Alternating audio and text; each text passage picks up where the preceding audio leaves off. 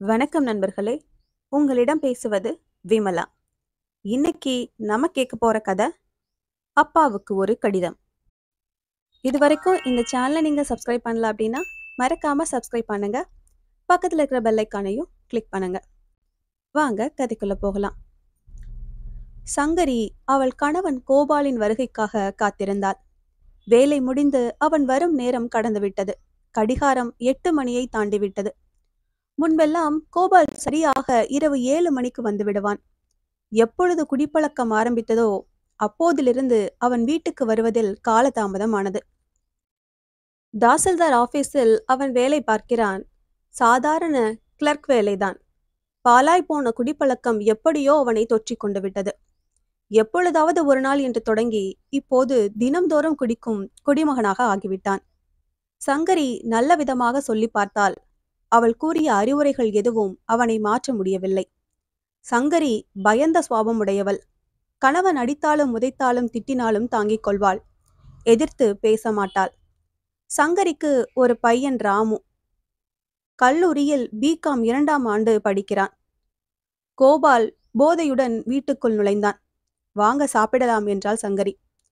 நான் தான் தாசில்தார், என்னை யாரும் தொந்தரவு செய்யக்கூடாது என்று உளறிவிட்டு படுத்து விட்டான்.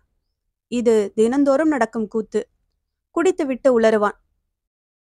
ராமு, நான் அப்பா கிட்ட சொல்றேன், நான் சொன்னால் அப்பா கேட்பார் என்று சொன்னதோடு இல்லாமல், அப்பா நீ இனிமேல் குடிக்கக்கூடாது, உன் உடம்பு கெட்டுவிடும், குடிப்பதை விட்டுவிடு என்று சொன்னான். கோபாலுக்கு கோபம் வந்தது. ராமுவின் கன்னத்தில் ஓங்கி ஒரு அறை விட்டான். ஏண்டா, முளைச்சு 3 இலை விடல, எனக்கு நீ புத்தி சொல்ல வந்துட்டியா? எனக்கு எல்லாம் தெரியும். இன்னொரு வாட்டி என்கிட்ட இது மாதிரி சொன்ன உன்னை தொலைச்சிடுவேன் தொலைச்சு என்று கத்தினான். ராமு அன்று இரவு ரொம்ப நேரம் தூங்கவே இல்லை. அப்பா குடிப்பதும் அதனால் உளறுவதும் அவனுக்கு பிடிக்கவில்லை. அவர் எப்போது குடிப்பழக்கத்தை நிறுத்துவார், நல்லது சொன்னால் ஏன் கோபப்படணும் என்று யோசித்துக் கொண்டே தூங்கிவிட்டான். இப்படி பல முறை அப்பாவிடம் குடிக்காதே என்று கெஞ்சி கெஞ்சி ராமு அடிபட்டதுதான் மிச்சம்.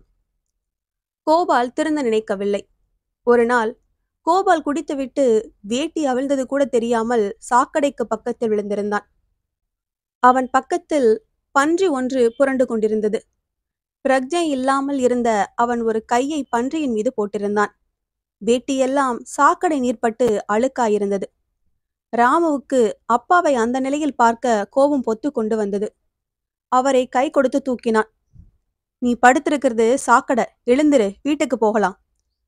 அங்கிருந்த ஒருவர் உதவியோடு அப்பாவை தூக்கி ஆட்டோவில் ஏற்றி அவரை வீட்டுக்கு அழைத்து வந்தான்.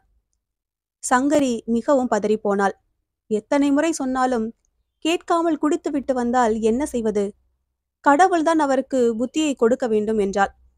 அடுத்த நாள் காலை ராமு அப்பா இருந்த அறைக்குள் போனான். அப்பா, கடைசியா கேட்கிறேன், நீ குடிப்பதை நிறுத்துவாயா மாட்டாயா? நீ குடிப்பதும் உளறுவதும் எனக்கு கஷ்டமாயிருக்கிறது. கோபால் ராமுவை எட்டி உதைத்தான். கிழக்கே உதிக்கும் சூரியன் மேற்கே உதித்தால்தான் அப்பாவின் மனம் மாறும். என்ன செய்யலாம் என்று ராகவன் ரொம்ப நேரம் யோசித்தான். ஒரு காகிதத்தை எடுத்து எதையோ எழுதினான். வீட்டை விட்டு கிளம்பினான். ரயில் நிலையத்திற்கு வந்தான். ரயில் வந்து கொண்டிருந்தது. சட்டென்று பிளாட்பாரத்திலிருந்து குதித்து ரயிலை நோக்கி பாய்ந்தான். எல்லோரும் பார்த்து கொண்டிருக்கும் போதே கண்மூடி திறக்கும் நேரத்தில் அந்த கொடூரம் நடந்துவிட்டது. ரயில் அவன் மேல் ஏறிவிட்டது.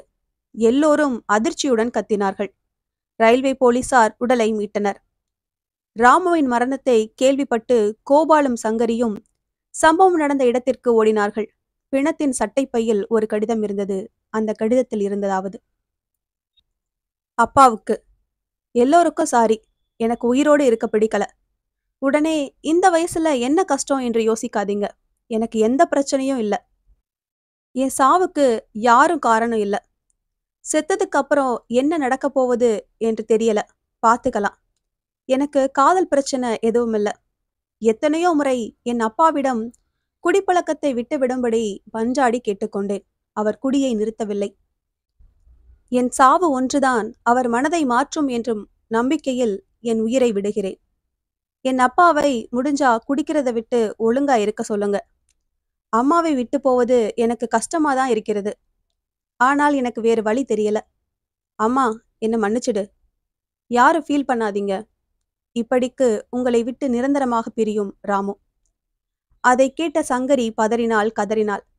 ராமு போயிட்டியே, என் பிள்ளைய உயிரோட பறி கொடுத்துட்டு நிக்கிறனே ஆண்டவா, உனக்கு இரக்கம் என்பது கொஞ்சம் கூட இல்லையா என்று அரற்றினாள். அந்த சம்பவம் கோபாலின் மனதில் ஒரு மாற்றத்தை ஏற்படுத்திவிட்டது. கோபால் விம்மி விம்மி அழுதான். இனிமேல் குடிக்க மாட்டேன் என்று பிணத்தின் மீது சத்தியம் செய்தான். அடுத்த நாள் தின இதழில் இந்த கடிதத்தை பற்றிய செய்தி வந்திருந்தது. அதை படித்தவர்கள் கண் கலங்கினார்கள். காரியம் எல்லாம் முடிந்தது. வீடே சோகமாயிருந்தது. அன்று மாலை 6 மணி இருக்கும் கோபால் வீட்டில் இல்லை. எங்கேயோ வெளியே போயிருந்தான். பக்கத்து வீட்டில் இருக்கும் பொன்னி, அக்கா, கடை வீதி வழியாக வரும்போது உன் வீட்டுக்காரரை டாஸ்மாக் கடைக்கிட்ட பார்த்தேன் என்றாள். சங்கரிக்கு என்ன சொல்வதே தெரியவில்லை. அட பாவி மனுஷா, நீ என்னைக்குமே திறந்த மாட்டாயா என்று நொந்து கொண்டே டாஸ்மாக் கடையை நோக்கி ஓடினாள். அங்கு தன் கணவனை தேடினாள். அப்போது குடிக்காதீங்க குடிக்காதீங்க அடிக்கடி கேட்கும் பரிச்சயமான குரல் அவள் காதில் விழுந்தது. குரல் வந்த திக்கை நோக்கினாள். ஸ்தம்பித்து நின்றாள். அங்கே கோபால் ஒரு அட்டையில் குடியால் என் மகனை பறி கொடுத்து விட்டேன் என்று எழுதி கழுத்தில் மாட்டிக்கொண்டு டாஸ்மாக் கடைக்குள் போகும் குடிமகன்களை இரு கை கூப்பி குடிக்காதீங்க குடிக்காதீங்க என்று கெஞ்சிக் கொண்டிருந்தான். இந்த கதை உங்களுக்கு பிடிச்சிருந்துன்னா லைக் பண்ணுங்க, ஷேர் பண்ணுங்க, சேனலை மறக்காம சப்ஸ்கிரைப் பண்ணுங்க. அடுத்த கதையில சந்திக்கலாம்.